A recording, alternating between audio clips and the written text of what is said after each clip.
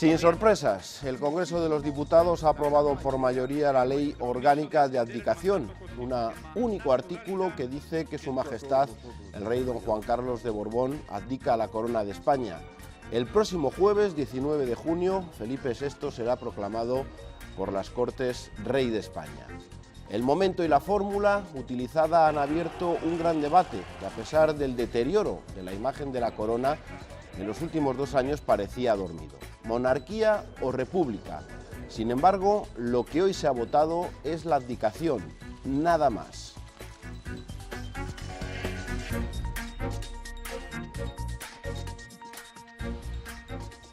Hola, ¿qué tal? Muy buenas noches. Desde que se conociera la noticia sobre la abdicación del rey se han sucedido las manifestaciones que piden un referéndum para pedir la continuidad de la monarquía o la instauración de la Tercera República. Una consulta que a día de hoy es ilegal o no y que necesitaría de una reforma de la Constitución. Mucho se ha dicho y escrito durante estas 2 semanas sobre el asunto. Incluso algunos partidos políticos han cogido en sus manos la bandera tricolor para pedir un cambio en la jefatura del Estado.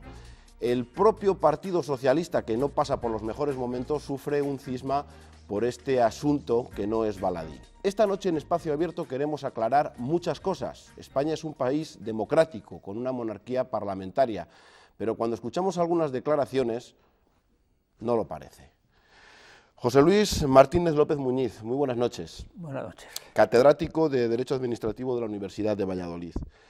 ¿Se está confundiendo a la opinión pública con todo lo que se está publicando en los medios de comunicación? Un poco sí, pero claro, en la medida que se deje, en la medida que la opinión pública se deje, que eso ya pues, es muy difícil de valorar. Es decir, que los mensajes que lanzan los políticos son lo suficientemente nítidos. Yo creo que hay muchos mensajes confuso, ambiguo, con información parcial y sobre todo exagerando un problema que yo me parece, aunque no soy sociólogo ni tengo mecanismos para medirlo, pues no es sentido como tal por la inmensa mayor parte de la población. Fernando Rey Martínez, buenas noches. Hola, Eduardo, ¿qué tal? Es catedrático de Derecho Constitucional, también de la Universidad de Valladolid. Hablábamos antes, al inicio, el referéndum, hay dudas si es ilegal o no es ilegal. Me refiero al de monarquía, república, pues se habla de una necesaria reforma de la Constitución, ¿o no? Sí, por un lado tenemos el artículo 92 de la Constitución, que dice que sobre asuntos políticos de especial relevancia, este sin duda lo sería, el gobierno podría presidente del gobierno, podría convocar un referéndum, bueno, el rey a petición del presidente del gobierno, ¿no? Desde ese punto de vista, quizá podría plantearse, políticamente no es imaginable que el actual gobierno hiciera esa pregunta, ¿no? Es decir, es de política ficción.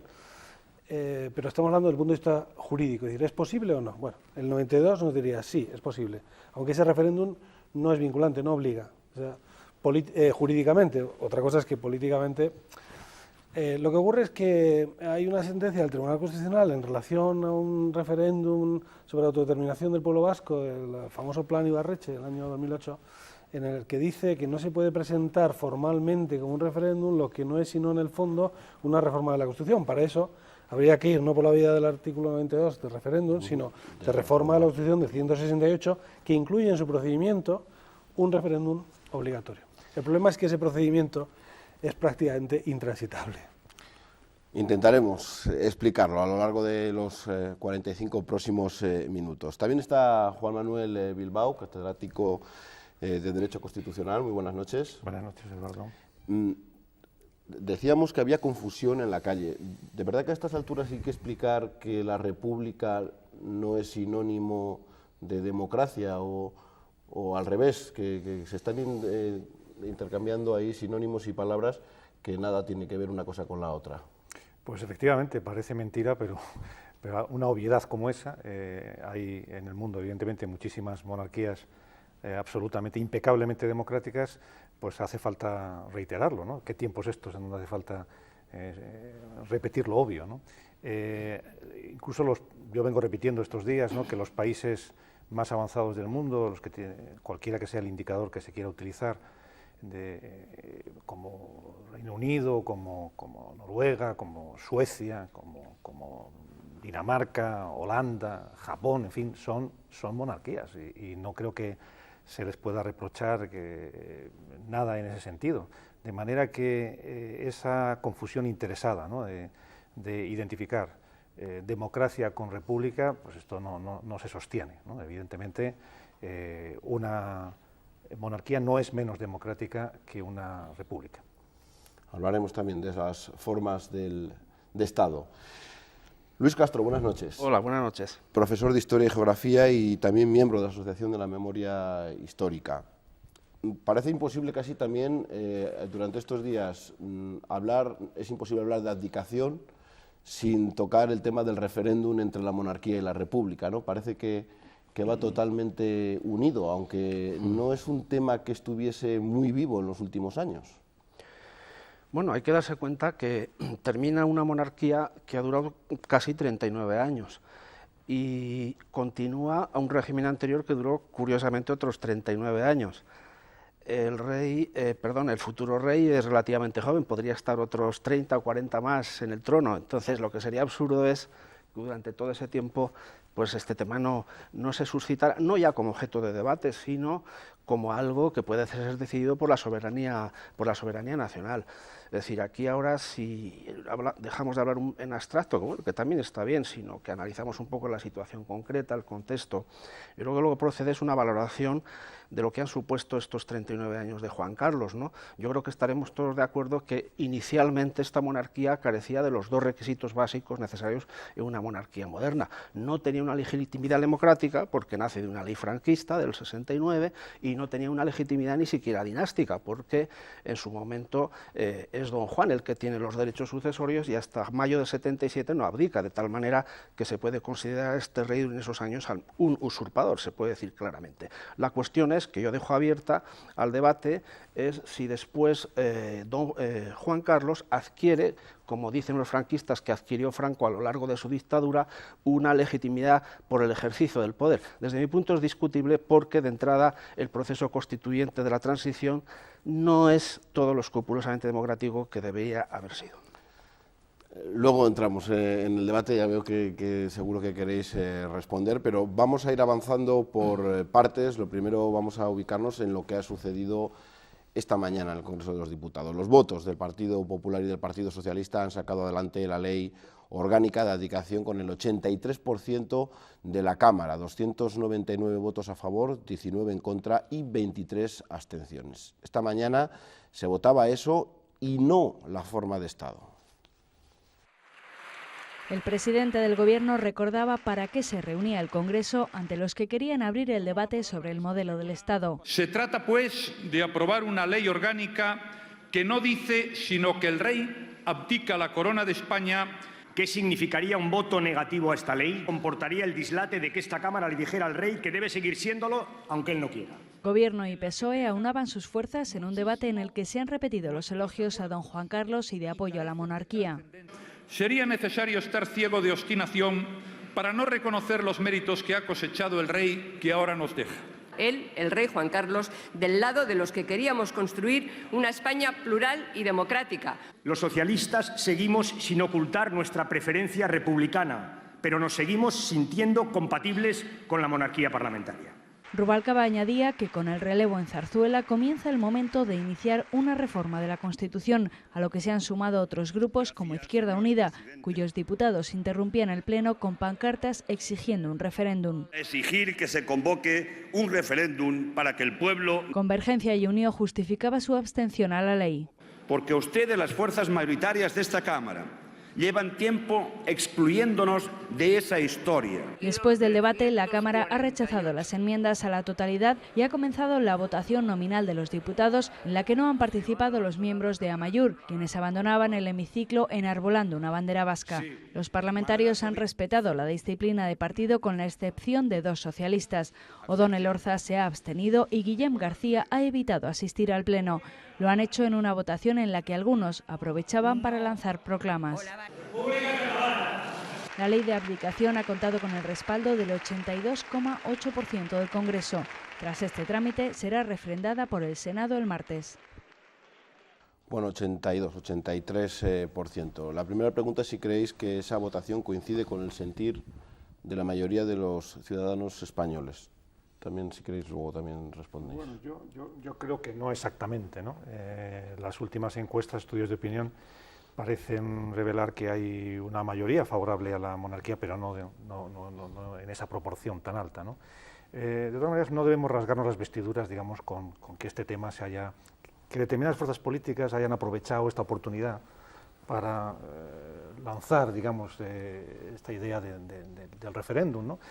Toda fuerza política pretende imponer una agenda, ¿no? Una agenda política, de manera, esto lo sabéis muy bien los periodistas, ¿no? De manera que es natural, no es nada extraño que se intente aprovechar este momento para lanzar ese debate. Pero yo creo que la sociedad española tiene muchísimas otras cosas en las que pensar. Las encuestas del CIS colocan esta inquietud, digamos, en el número veintitantos, ¿no? Con un 0,2% nada más.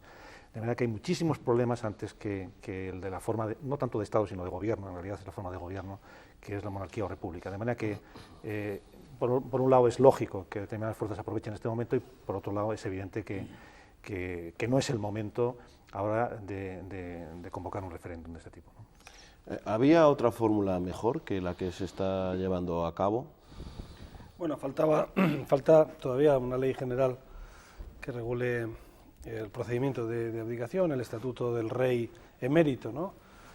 Hasta en el Vaticano han tenido que crear algo parecido para el Papa emérito, no hay muchos precedentes, y la impresión que me da es que efectivamente ha habido un poco de improvisación, no se ha resuelto bien. Yo, por ejemplo, pienso, aunque esto lo estamos discutiendo también todos los juristas, la opinión pública, si hace falta una ley orgánica general o una ley orgánica ad hoc. Yo pienso que si hubiera una ley orgánica general, con eso bastaría para que la intervención de las Cortes fuera simplemente la toma del juramento del nuevo rey, sin necesidad de esta ley en particular y este espectáculo de votación, porque es verdad que hoy votaban simplemente tomaban conocimiento de que el rey había mostrado su voluntad de abdicar, no estaban votando que sí que no, pero también es verdad que es un voto y es el Parlamento, o sea, realmente la tentación de poder decir, oye, aprovechando que esto pasa por aquí, también entiendo... Que los que han votado en contra es como si quisiesen que siguiese Juan Carlos, ¿no? Claro, jurídicamente es así, formalmente es así, también, ¿no? Lo hemos dicho los constitucionalistas, pero políticamente se entiende que aprovechen para, bueno, ir creando opinión y mostrando sus tesis a favor de la República. Claro. Jurídicamente las renuncias de cargos pueden condicionarse a la aceptación por el que designa, elige o nombra. La Constitución no se pronuncia sobre las condiciones de la abdicación. Una futura ley orgánica que regulase esto podría establecer algún condicionamiento. En ese caso, pues tendría sentido la comunicación a las Cortes para que las Cortes expresen su aceptación.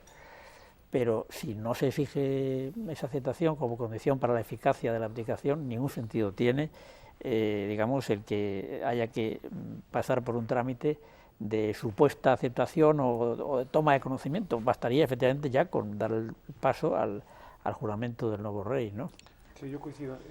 Históricamente es verdad que se habla en algunas constituciones del pasado de autorización de las Cortes. Yo creo que no se puede hablar de autorización. Esto es un acto personalísimo que toma libremente el rey, unilateralmente, y las Cortes lo único que pueden hacer es certificar, darse por enteradas.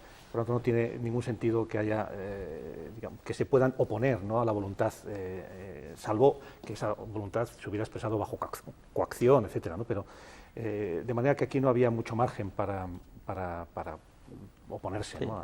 A mi interpretación, sí, la única razón que explica que se haya instrumentado esta ley orgánica tan elemental es que al no haber una regulación más precisa, pues se ha querido establecer, digamos, un acto formal que, digamos, que levante acta efectivamente con la intervención del máximo órgano de representación de la soberanía popular de este hecho trascendental que da paso a la sucesión. Me parece que...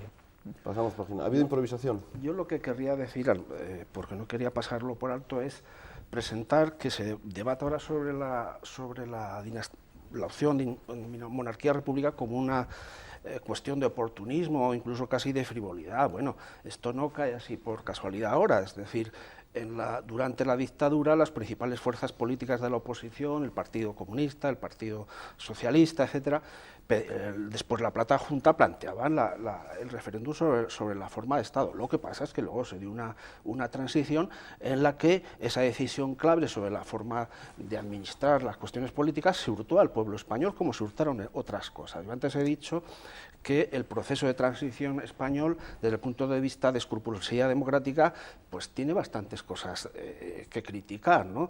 Recuerdo que en algún momento Adolfo Suárez hablaba de que era un proceso en el que habría tres elementos, que era la amnistía, que era la legalización de los partidos políticos y que era unas elecciones constituyentes. Efectivamente, todo eso se dio, pero de una manera bastante mediocre e insuficiente. Es decir, se hizo una amnistía para los presos políticos, pero a la vez se amnistió a los asesinos y represores de la dictadura y no se depuró el aparato del Estado. Es cierto que se legalizaron los partidos, pero no los republicanos, que no pudieron presentarse.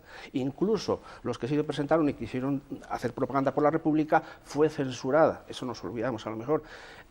Y finalmente en el proceso constituyente pues es evidente que se dio, pero insisto, no hubo un debate a fondo, bueno, ni a fondo ni superficial sobre el tema de la forma de Estado, porque era algo que la correlación de fuerzas políticas del momento lo exigía, como otras cosas, claro. No, yo discrepo radicalmente de la reflexión que hacía ahora Luis, ¿no? Yo quiero reivindicar la transición y quiero reivindicar la legitimidad de origen de la monarquía. Es exactamente la misma legitimidad de origen, que es la ratificación por el pueblo español en la Constitución, que las demás instituciones del Estado. La misma legitimidad de origen, que luego ha podido completarse con la legitimidad de ejercicio, pero ninguna duda cabe sobre la escrupulosa naturaleza democrática de la Constitución del 78 y del proceso de transición. En ese proceso de transición, en el proceso de elaboración de la Constitución, claro que se discutió sobre república o monarquía. Y hubo una enmienda incluso del Grupo Socialista que luego se retiró una vez derrotada en comisión. E incluso más, que en un ejercicio de responsabilidad fue Santiago Carrillo el que impuso el criterio dentro del Partido Comunista de no dar una batalla en ese momento por la República, porque lo que se jugaba era democracia o dictadura, ¿no? Y lo explica muy bien Santiago Carrillo en las actas del proceso constituyente. De manera que aquello fue un pacto. El único pacto creo que era posible en aquel momento, con la relación de fuerzas que había en aquel momento. Y las fuerzas de izquierda, que eran sentimentalmente republicanas, aceptaron la monarquía como parte de ese pacto, de la misma manera que otros cedieron en otros asuntos. De manera que nada que objetar desde el punto de vista democrático a ese pacto, que nos ha permitido vivir estos 30 años, más de 30 años de libertad, y nada que objetar, digamos, a la legitimidad democrática de la monarquía. Incluso con la marginación de los partidos republicanos. Los partidos republicanos pudieron presentarse, el Partido Comunista era un partido republicano. No es cierto, la izquierda republicana no se pudo presentar. Bueno, el Partido del Trabajo, la Organización el Movimiento Comunista, hubo multitud de partidos republicanos que se podían presentar sin ningún problema. No, hubo algunos y el debate fue abierto y sin limitación. Vamos, yo fui testigo. Hubo censura en la televisión. Ustedes, si no lo saben, se lo digo yo, hubo censura en la televisión. Calles, y vamos, es decir, y efectivamente lo que ha apuntado ahora Juan María Bilbao, y es que unos hicieron unas cosas, otros hicieron otras. Es lo propio de cualquier pacto constituyente, es esencial. El problema es cuando alguien quiere que lo que él piensa lo pensemos todos, y que si no, no hay democracia. Mire usted, esto no, y claro, la verdad es que ese pensamiento, viniendo además de algunos sectores, que son los que más están promoviendo ahora esta cuestión de la democracia y la república, que todavía no acaban de desligarse, que yo sepa, ideológicamente, de manera explícita, de una trayectoria marcada por el totalitarismo y la dictadura, ha apoyado a regímenes que tienen a su cargo, en fin, una lista enorme de crímenes terribles durante el siglo XX, pues es realmente sorprendente y actualmente mueve a no tener demasiada confianza en lo que están planteando.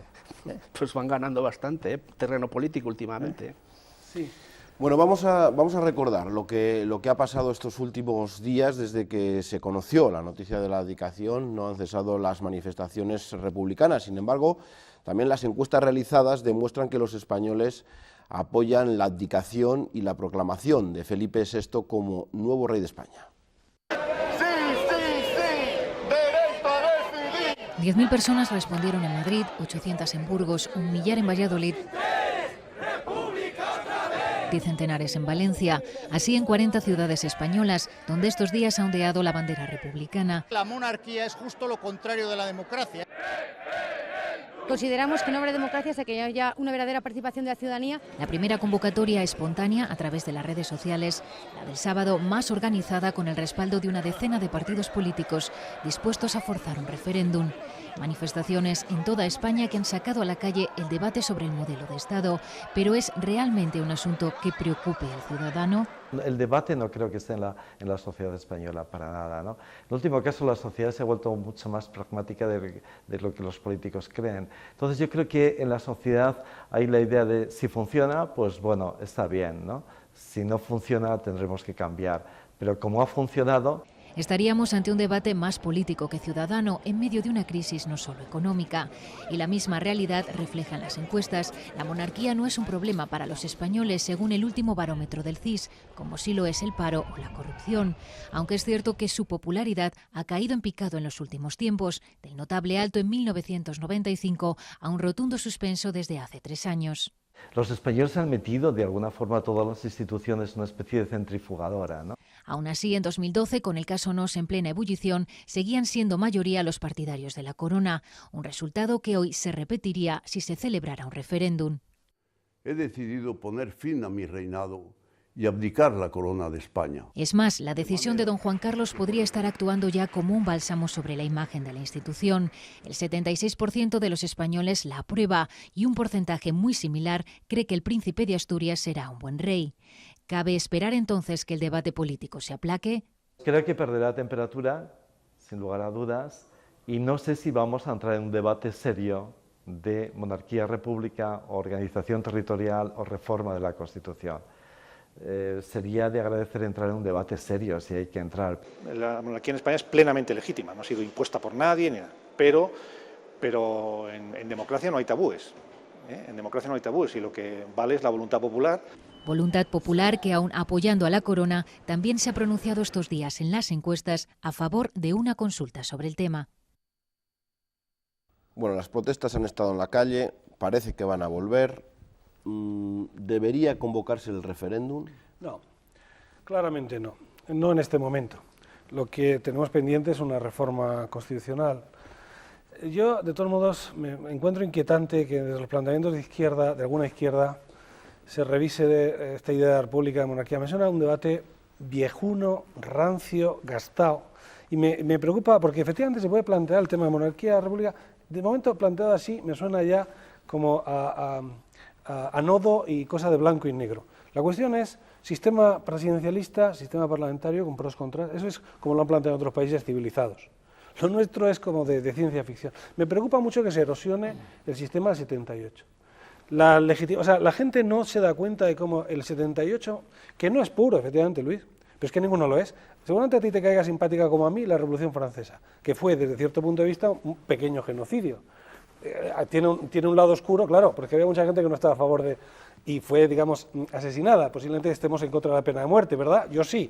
O sea, nos parece simpática, pero claro, visto para otros y ya están muertos. O sea, no te digo la cuestión alemana, que es impuesta por los americanos. O sea, realmente las constituciones y los regímenes democráticos no nacen en un laboratorio de modo puro, todas tienen también su lado. Efectivamente, me preocupa que se intente llevar la legitimidad de nuestro sistema o bien a la República del 31. Fue una experiencia fracasada. Meritoria en algún punto, totalmente fracasada. Fracasada por un golpe de Estado. Sí, claro, por un golpe de Estado y por un sistema social que no podía tolerar en ese momento, por muchas causas. Pero, y no hablemos ya de la Primera República, es decir, la República, la experiencia es nefasta, pero me da igual. Si quieres hablamos de los reyes, cualquiera es impresentable de los antepasados. Posiblemente, de estos es que el que marca el cambio, no, pero estamos hablando de España, de aquí. No hemos tenido, mira, Luis, yo no sé qué pensarás tú, pero yo pienso que la historia política española es lamentable. Sin embargo, la historia cultural es magnífica.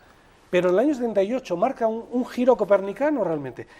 Es que no ha habido un periodo de la historia como este. Marca yo no busco la legitimidad ni en el 31, o sea, ni lo marco tampoco, como quieren los independentistas, en un pacto entre el centro, el Estado y las periferias. No, la legitimidad está en la Constitución. O sea, como no, en el fondo creo que eso no ha sido asumido del todo. La legitimidad, yo creo que se ha asumido por la inmensa mayoría. Es que hay minorías que lo discuten, pero bueno, eso no nos puede escandalizar a nadie. O sea, que el pensamiento es libre y aquí mismo se está poniendo de manifiesto que el pensamiento es libre y que cada uno tiene posiciones distintas, pero eso no debe escandalizar a nadie. Es normal.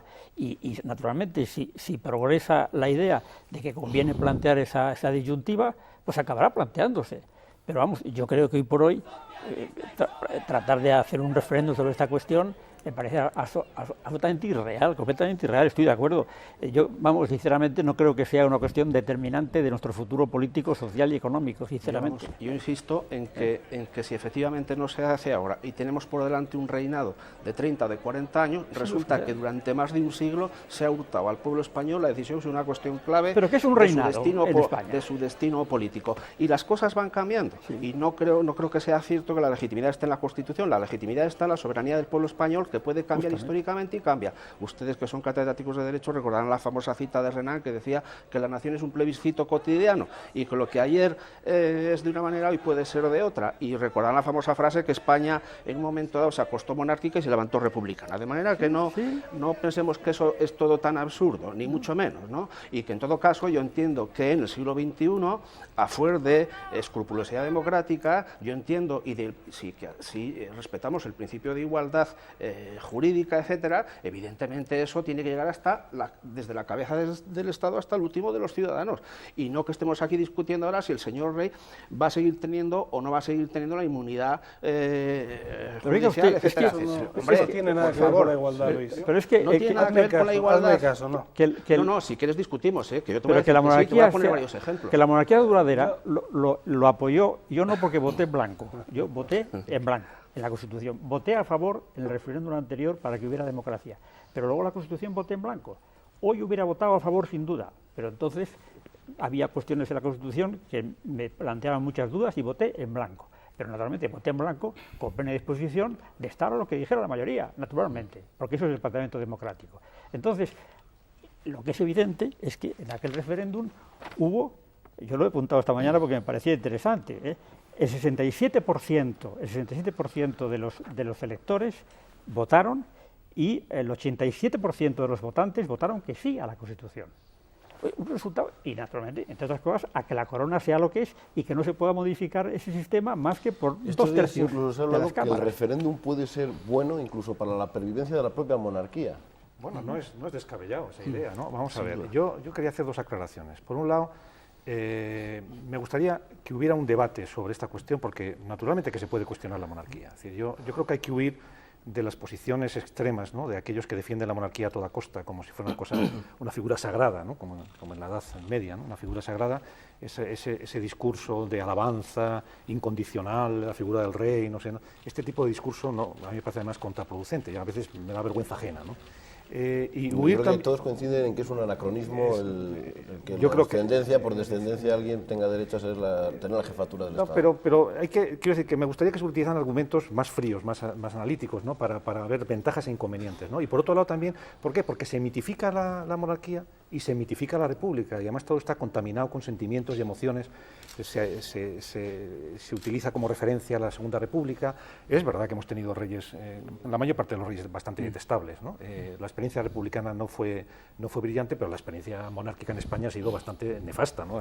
Todo muy larga. A Fernando VII, bastante nefasta. De manera que eso no nos vale. Hagamos un debate serio sobre ventajas e inconvenientes funcionales, lo que funciona, lo que no funciona, porque las fórmulas es algo más complejo de lo que parece, ¿no? Una república, por ejemplo, plantea problemas de cohabitación, digamos, entre el presidente de la república y el jefe de gobierno, que se han planteado en otros países, que eso hay que tenerlo en cuenta. En Francia, en Estados Unidos. En todo caso, una cuestión que tiene que quedar abierta, no hay que descartar un cambio, yo no lo descarto, no hay tabúes, efectivamente.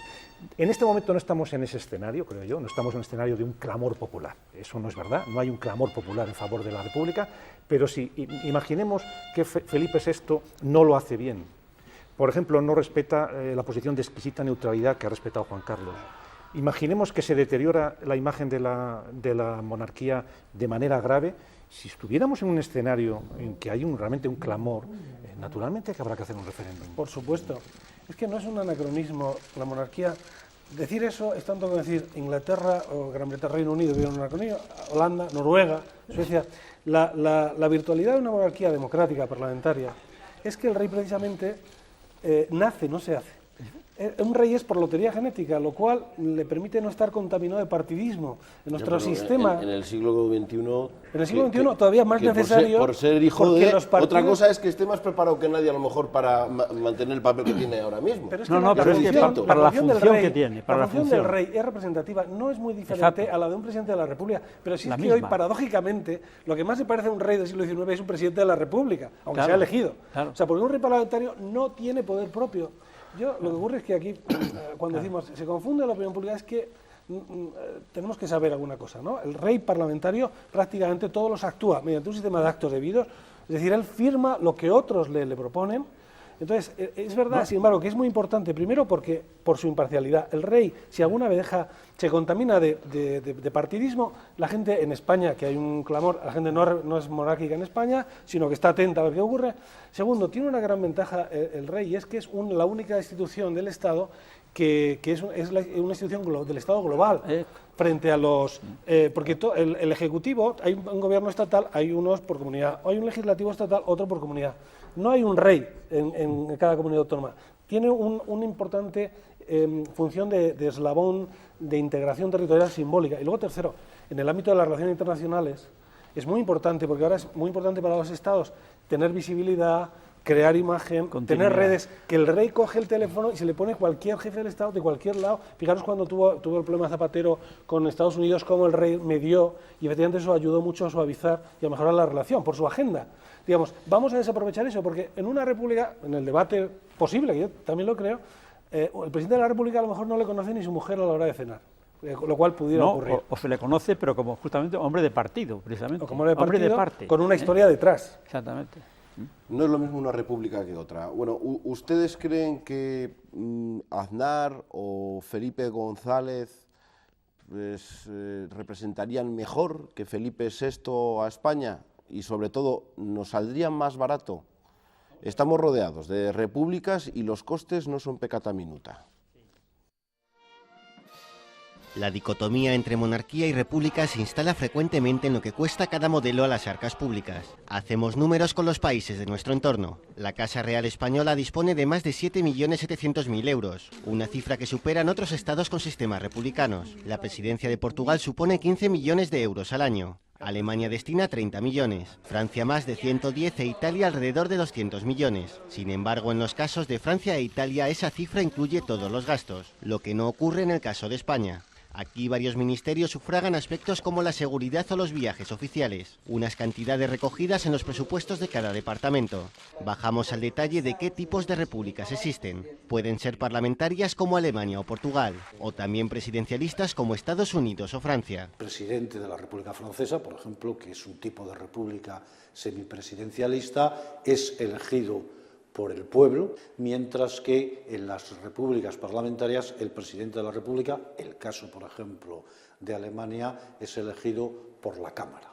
En estas no se vota al jefe de Estado directamente, sino a una lista electoral. En cuanto a quién ocupa el cargo, en las repúblicas vecinas los presidentes son antiguos miembros del gobierno o políticos veteranos, como el portugués Cavaco Silva o el italiano Napolitano. Hay diferencias en los gastos y en la elección, pero muy pocas en el funcionamiento práctico entre nuestra monarquía y las repúblicas parlamentarias, donde el poder ejecutivo también está en manos del gobierno. Tiene los mismos los poderes representativos que tiene el presidente de la República Alemana. En España ya hemos tenido un sistema como el germano. Fue en la Segunda República entre 1931 y 1936. Comenzó con Niceto Alcalá Zamora como presidente y con Manuel Azaña al frente del gobierno, quien más tarde sería elegido presidente de la República. Entonces también se separaba el poder ejecutivo de la jefatura del Estado, aunque los historiadores evitan establecer paralelismos con la España de hoy. La Segunda República llegó a España después de un progresivo desprestigio de la monarquía que encabezaba Alfonso XIII, un rey que, al contrario que don Juan Carlos, se entrometía directamente en la política.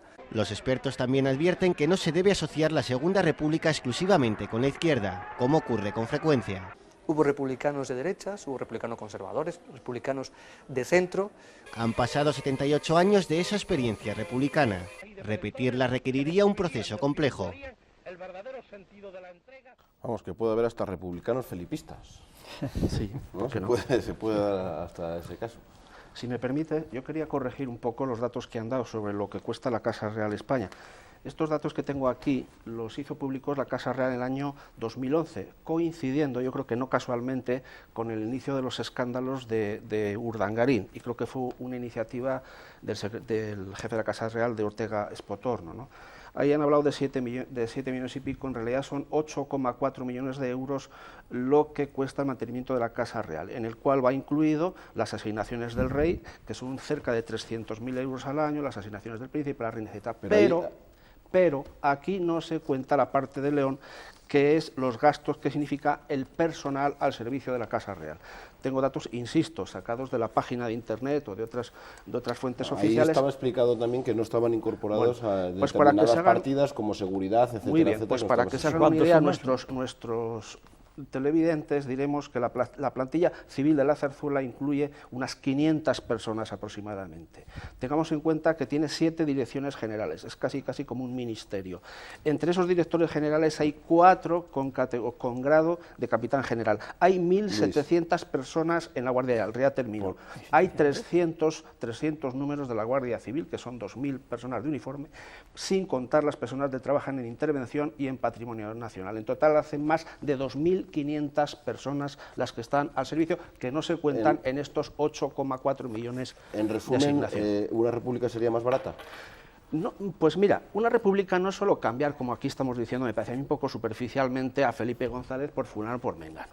Se supone que cambian también las formas de funcionamiento, los principios. Yo entiendo que se puede hablar de una moral republicana tal como yo lo entiendo, y se puede pensar que hay una tradición que habla de igualdad, que habla de derechos y que habla de no grandes diferencias entre unos y otros. Y yo entiendo que tal como está la situación resulta, para mí, como ciudadano, esto resulta un poco escandaloso.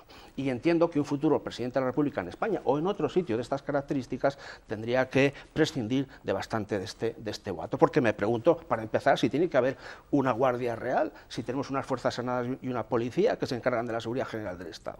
¿O qué pasa? Que tenemos que tener como Mohamed VI, que tiene cuatro cuerpos distintos para guardar su seguridad. ¿O el presidente francés? ¿O el presidente francés? Pues no es esa la república que queremos algunos. ¿Qué república sería la interesante? La que construyamos entre todos aquí. Ya. Es que de eso se trata, no miremos hacia atrás ni hacia el vecino. Es que es difícil, quiero decir, no hay dos repúblicas iguales, es decir, es complicado. No, bueno, yo hablo de las repúblicas reales, no de los mundos de Yuppie, digamos, porque o sea, a mí me encantaría en eso ser francés.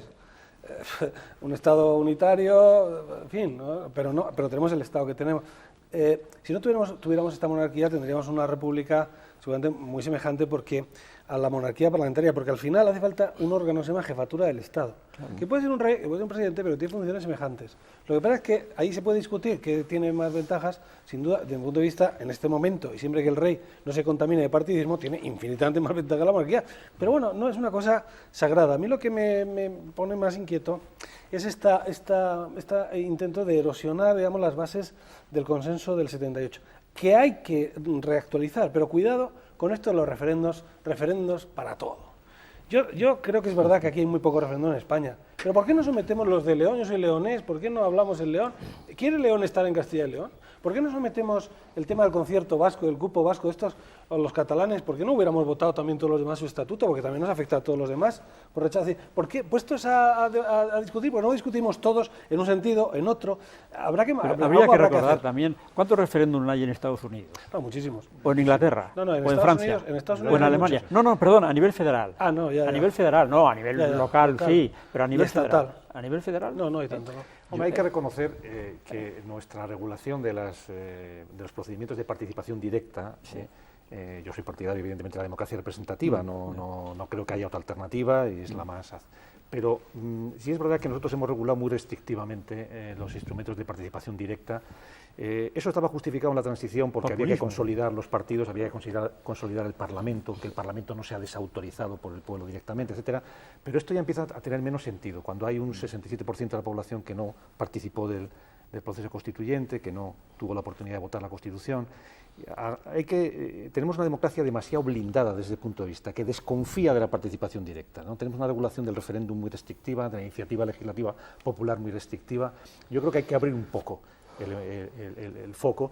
Yo creo que habría que hacer algún referéndum más. En España nos hemos pasado, digamos, por el otro extremo, ¿no? De un exceso de desconfianza en la participación directa, que 30 años con una democracia ya consolidada creo que ya no tiene tanto sentido. Yo creo que habría que quitarnos de encima este miedo o estas cautelas ante hacer un ejercicio de democracia, planteando esta alternativa entre monarquía y república, porque si nos fijamos detenidamente, el régimen republicano, si tomamos como referencia la Constitución del 31, comparándola con la del 78, en España, dos modelos concretos y el desarrollo que han tenido, no es tan fundamentalmente distinto. Es decir, si ponemos las cosas que son aquí comunes o parecidas en las dos constituciones y las cosas que son distintas, yo creo que pesa mucho más las similitudes, y no puede ser de otro modo, porque estamos hablando de dos procesos constituyentes que iban hacia la democracia. Sobre todo es diferente el resultado. Ustedes son catedráticos, me desmentirán si digo alguna tontería.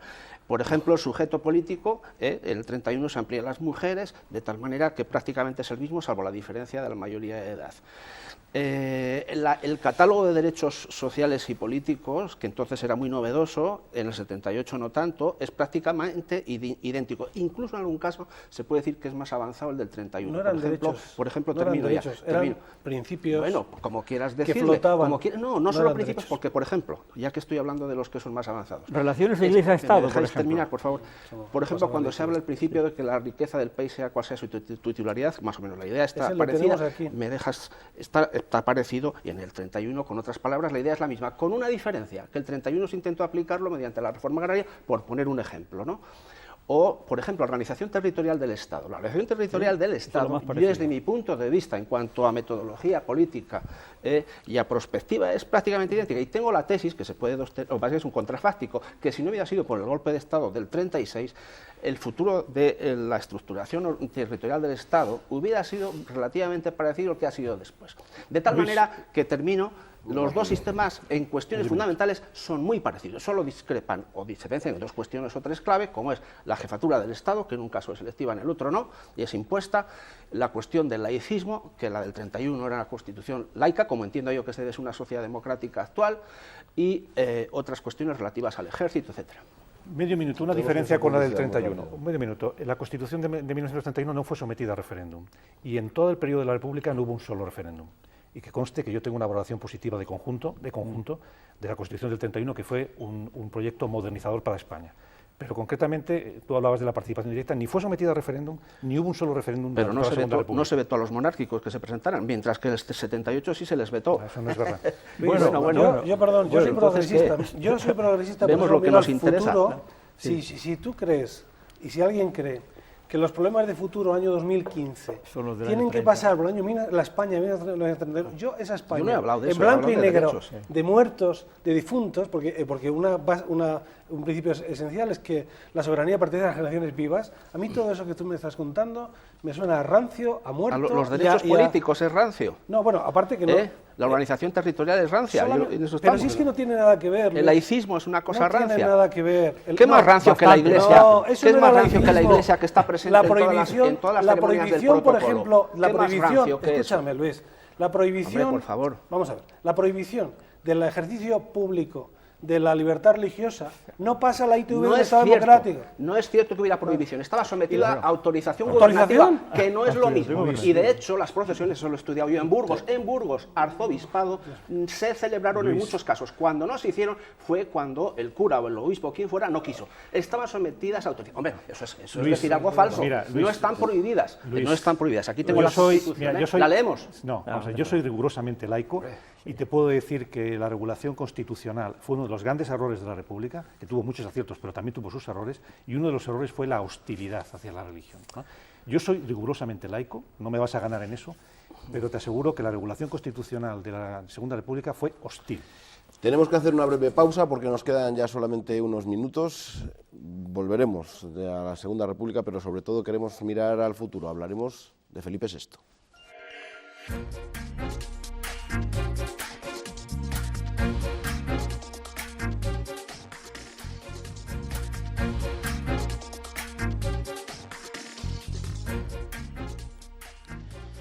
Buenas noches de nuevo. Seguimos analizando la abdicación del rey y el futuro de la monarquía. Las encuestas dicen que la corona gana en apoyo y que Felipe será un buen rey. Nosotros también hemos preguntado si Felipe VI estará preparado para sustituir a su padre, a don Juan Carlos de Borbón. El 79% considera que sí está preparado y un 21% considera que no está preparado. La misma pregunta es para nuestros contertulios. No sé si creéis que Felipe es una persona que está preparada para ser rey, o al menos si está más preparado que un presidente de república. Bueno, yo creo que está muy preparado, ¿no? Que va a ser un profesional, ¿no? Está educado para ser un profesional, ¿no? De la jefatura del Estado. Ahora, va a tener que ganárselo a pulso, va a tener que ganarse esa confianza, esa credibilidad. No tiene garantizada, digamos, la continuidad de la institución, sino que va a tener que día a día ganarse ese crédito que ahora le damos provisionalmente, ¿no? Vamos a dar una oportunidad a Felipe VI, pero vamos a estar muy atentos a sus gestos, a esa primera ceremonia, a ese primer discurso. Vamos a ver por dónde va. ¿Compartís que pase lo que pase, puede haber fecha de caducidad a la monarquía? Por supuesto. Si en las encuestas de opinión hubiera un 70% de personas, o sea, si el rey nuevo tuviera el mismo índice de aceptación que el presidente del gobierno, no duraba un telediario, vamos.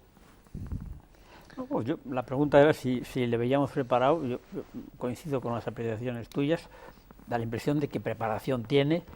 La actuación que viene haciendo como príncipe de Asturias hasta ahora me ha parecido correcta.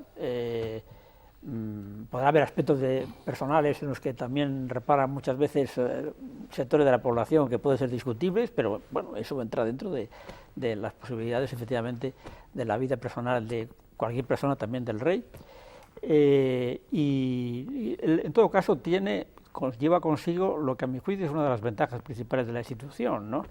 Que le da un plus de ventaja sobre la República, que es, digamos, la traslación de lo que es, de esa cosa tan inasible, que es la representación de la nación, que es una realidad histórica, porque la soberanía es de la nación. Aunque la monarquía une y la política...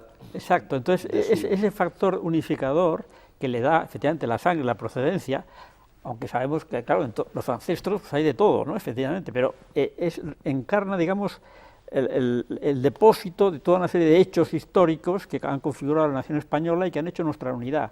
Eso tiene ventajas para el papel que tiene que cumplir, que es puramente simbólico, porque él no ejerce ningún poder político, sino solamente representación. No sé si Luis se ve preparado a Felipe. Yo, sinceramente, diría que no tengo elementos de juicio, porque evidentemente sus apariciones son con motivo de actos protocolarios, de actos públicos, donde lee discursos que se supone que le hacen sus secretarios, que por otra parte pues son esos funcionarios que para eso cobran, y entonces para mí es una incógnita.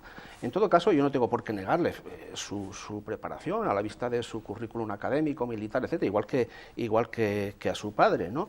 Pero la cuestión yo entiendo que no es esa, puede ser una condición necesaria, pero no suficiente. Yo entiendo que sería mejor un sistema republicano prescindiendo de las personas, porque luego además pasa otra cosa a la hora que juzgamos en el caso de su padre. Yo creo que ya sí que tenemos más elementos de juicio, porque bueno, estamos hablando de un periodo larguísimo y todos conocemos su protagonismo en determinados momentos clave. Pero también digo otra cosa como historiador, que nos faltan también muchos datos que están a propósito, digamos, dificultando el conocimiento objetivo. Por ejemplo, ya os voy a poner un ejemplo que creo que todos tenemos en mente. Cuando Jordi Évole hace unos meses hace un programa sobre el 23F, que, bueno, al margen ya de lo que opinemos cada uno sobre el asunto, de que aquello fue una especie de farsa montada por este periodista tan imaginativo, luego al final dijo una cosa que no sé si reparamos en ella, y es que se tuvo que hacer así porque prácticamente son inaccesibles los documentos que nos darían una versión más objetiva del 23F. No son accesibles los tres expedientes de Consejo de Guerra pasados 33 años, no son accesibles.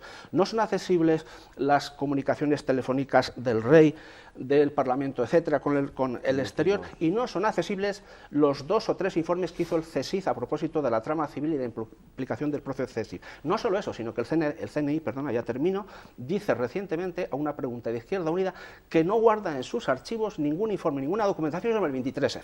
Eso es ¿lo tomamos a risa o cómo nos lo tomamos?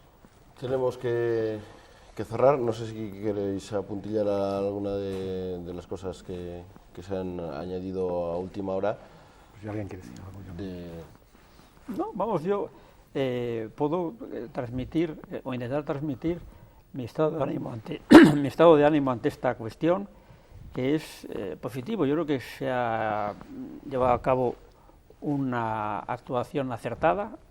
Yo mismo el reconocimiento, al menos de los españoles ahora mismo hacia la figura del rey, parece mayoritario.